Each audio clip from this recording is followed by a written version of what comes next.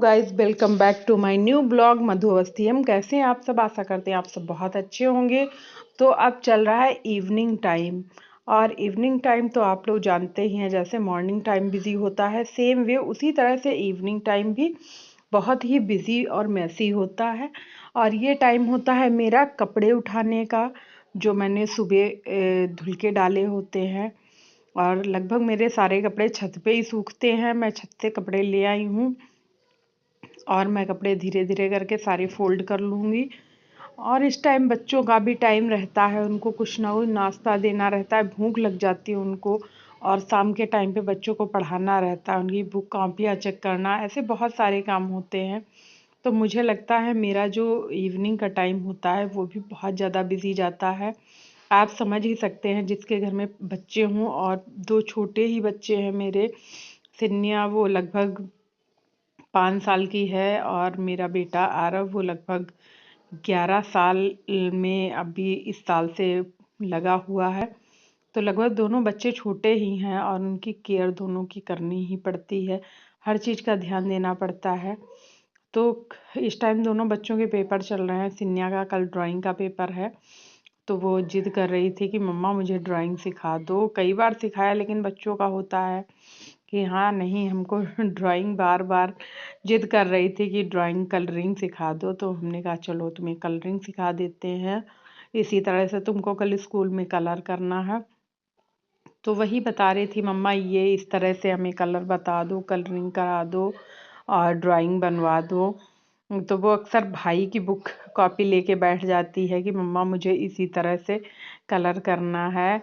लेकिन मैं मना कर रही थी कि भाई का मत छुओ, क्योंकि भाई की डांट पड़ेगी स्कूल में। तुम तो भी छोटी हो, कोई दिक्कत नहीं होगी।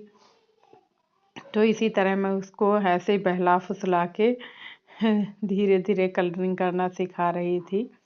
और कह रही थी मम्मा ये कलर वो कलर, दुनियादारी छोटे बच्चे बताते रहते हैं। तो उन्हीं के अकॉर्डिंग चलना पड़ता है। अगर आप नहीं चलते तो वो जिद छोड़ते नहीं हैं, जो उनका मन होता है वही करते रहते हैं। तो मैंने उसको इस तरह कलरिंग बता दी है कि बच्चा ऐसे बैठ के अपना कलर करो, इस तरह से तुमको ड्रॉ करना है। तो वो अपनी ड्राइंग बैठ के करने लगी। फिर मैं अपने दूसरे कामों में लग गई इस तरह से। और ऐसे करते करते मैं आ गई अपनी डाइनिंग एरिया पे। और यहाँ की तैयारी मेरी सुबह की रहती है। बच्चों के टिफ़िन जो होते हैं धुले रखे होते हैं, उनको साफ़ करके पोंछना, और मैं चेक कर रही थी। और इस तरह से मैं अपने सारे शाम के कामों को निपटाती रहती हूँ, आराम आराम से, धीरे धीरे, क्योंकि हर काम जो होते हैं एक योजनाबद्ध तरीके से करने चाहिए। और फिर मैं आ गई हूँ अपने किचन में। किचन जो औरतों का मेन पॉइंट होता है, जहाँ उनका सुबह दोपहर शाम बीतता है। तो आज बच्चे का मन था कि मम्मा गाजर का हलवा बनाओ, और ये ठंडी का पहला हलवा मेरे यहाँ है जो गाजर का मैं बनाने जा रही हूँ। गाजर मैंने कद्दूकस कर ली है, और मैं कुकर में गाजर को डाल दूंगी, और उसके साथ के साथ मैं चीनी भी डाल देती हूँ। लेकिन उससे पहले मैंने क्या किया, बहुत दिनों से हमारे यहाँ पूजा नहीं हो रही है, और जैसे मैंने कई वीडियो में बताया है, तो मेरा मन हुआ कि कई बहुत दिन हो गए हैं ना कोई लोबान धूप बत्ती कुछ नहीं जली, तो कम से कम लोबान तो जला ही सकते हैं। तो मैंने इस तरह से जो उपले होते हैं उसको मैंने गैस पे गरम कर लिया, और जो बड़ा दिया नहीं होता है उसमें मैंने इस उपले को जो जला दिया था उसको रख लिया। उसके ऊपर मैंने लोबान डाल दिया है, और पूरे घर में मैं इस तरह से धुआं कर दूंगी, क्योंकि इससे क्या होता है, निगेटिविटी जो होती है घर की वो बाहर चली जाती है, और थोड़ा सुकून मिलता है, और लगता है अच्छी फीलिंग आती है, बस और कुछ नहीं। अपने मन के सुकून के लिए हमें जो हमारा मन हो वो हमें कर लेना चाहिए, जिससे मन को शांति मिलती है कि हाँ कुछ ऐसा किया है जिससे हमें जो पॉजिटिव जो है एनर्जी हमारे घर आ रही है, और निगेटिव जो एनर्जी है वो हमारे घर से दूर जा रही है। और मैं ये धुआं अपने पूरे घर में ऑल एरिया में मैं इस तरह से घूम घूम के कर देती हूँ हर जगह। और फिर मैं इसको करने के बाद लगभग हफ्ते में मैं 2 बार ज़रूर ही करती हूँ। कोई डे फिक्स नहीं है कि मुझको किस दिन करना है। लेकिन हाँ, मैं करती ज़रूर हूँ, क्योंकि मुझको ये लगभग हो गया है 1.5 से 2 साल। 2 साल से भी लगभग ज़्यादा ही टाइम हो गया है, तब से मैं ये कर देती हूँ और मुझे अच्छा लगता है। फिर मैंने अपने किचन में जो है इस तरह से उपला जो है वो जलाया था, तो उसकी थोड़ी डस्टिंग हो गई थी, मैंने उसको भी क्लीन कर दिया है। और गाजर जो है, अगर आप चीनी डाल के इसको बॉईल करते हो तो जो गाजर है अंदर से अच्छी तरह से जो है उसमें मीठापन पहुंच जाता है। अगर बाद में आप डालते हो तो वो चीज़ नहीं रहती है, ये मेरा मानना है, मैं ऐसे करती हूँ। वो आप लोगों के साथ शेयर किया मैंने। और सबके बनाने का तरीका डिफरेंट डिफरेंट होता है। और मैंने कढ़ाई में घर का दूध जो था काफ़ी बच गया था, उसका मैंने खोया भी बना लिया है, वो साइड में रखा हुआ है। और चीनी डालने से क्या होता है, पानी मॉइस्चर आ जाता है, हमें एक्स्ट्रा पानी की ज़रूरत बिल्कुल भी नहीं रहती। वैसे भी गाजर जो है पानी रिलीज़ करता रहता है। तो मैंने इस तरह से गाजर जो है चला के बंद कर दिया है, ढक्कन लगा दिया है। आराम से ये धीरे धीरे बॉईल होती रहेगी और मैंने लो मीडियम कर दी है गैस। अब मेरी जो गाजर है वो उबल रही है, आराम से धीरे धीरे उबलती रहेगी और भी मेरे बाहर के काम जो हैं होते रहेंगे।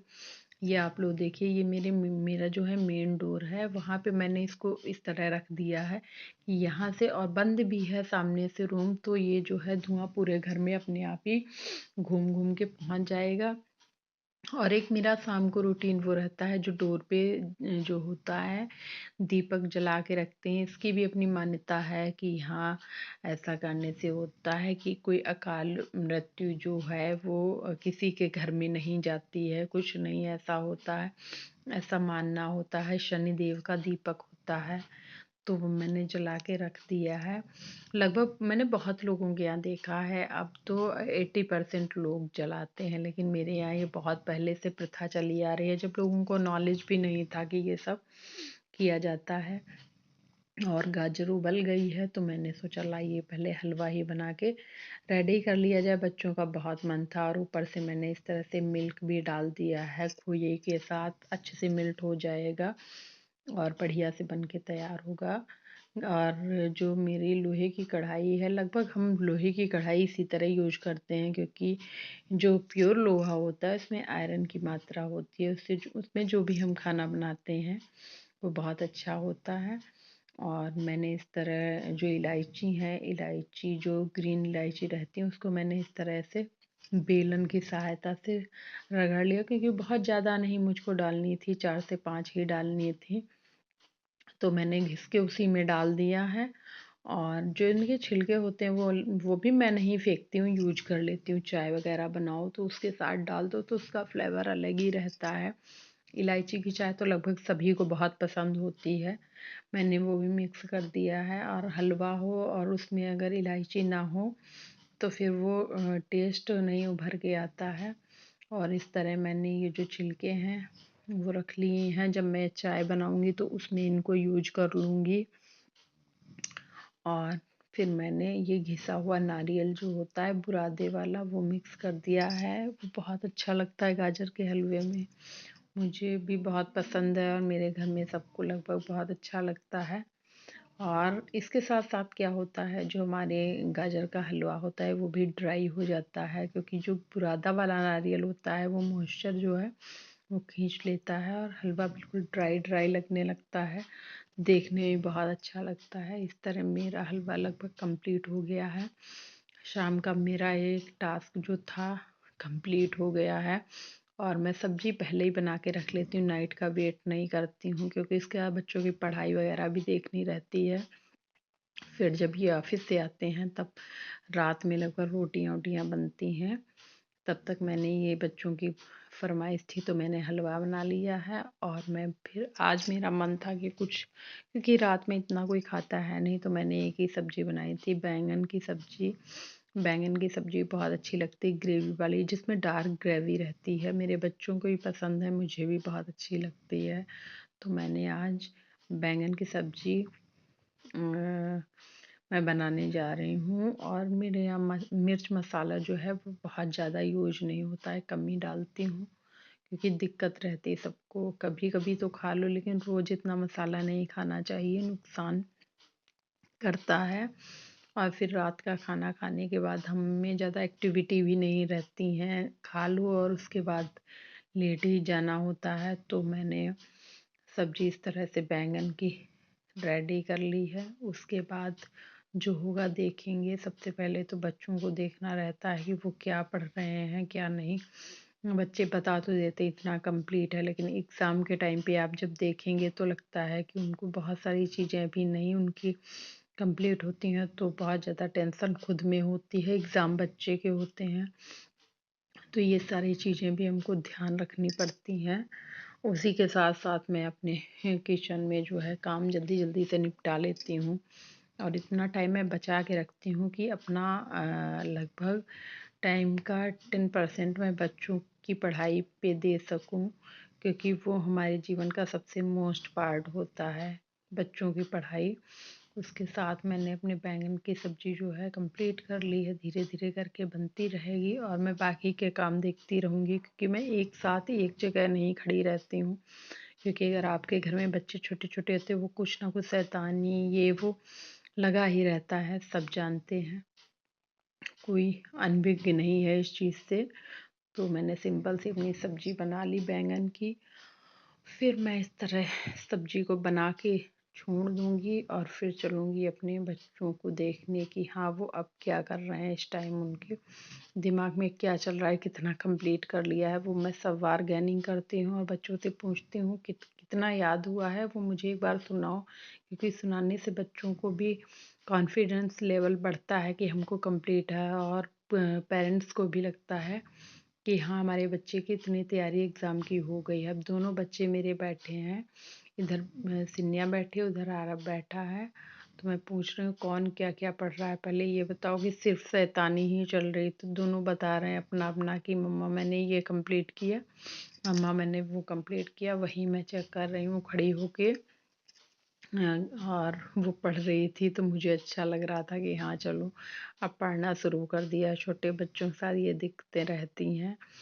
और फिर शाम का टाइम जो रहता है वो मैं इनके कपड़े जो है प्रेस करके लगा देती हूँ, क्योंकि सुबह फिर दिक्कत नहीं रहती है, आराम से कपड़े निकालो और इनको दे दो। तो मैं सेफ में सीरियल बाय सीरियल लगा देती हूँ कि किस दिन इनको क्या पहनना रहता है। तो मैंने कपड़े सेफ में जमा दिए हैं। और जब मैं रूम में घुसी लाइट जलाया तो देखिए पूरा घर हमारा बंद रहता है, लेकिन पता नहीं कहाँ से डस्ट वगैरह सब जो है कुछ ना कुछ आती रहती फर्नीचरों पे। तो मैंने एक कपड़ा ले लिया और मैं साफ़ करने लग गई इस तरह बेड को। और इस तरह धीरे धीरे मेरा इवनिंग का वर्क कंप्लीट हो गया, और इनके ऑफिस से आने का धीरे धीरे टाइम भी नज़दीक आता रहा। और अगर आप लोगों को मेरा वीडियो अच्छा लगा तो वीडियो को लाइक करिएगा और चैनल को सब्सक्राइब करना बिल्कुल ना भूलिए। Ta-ta bye.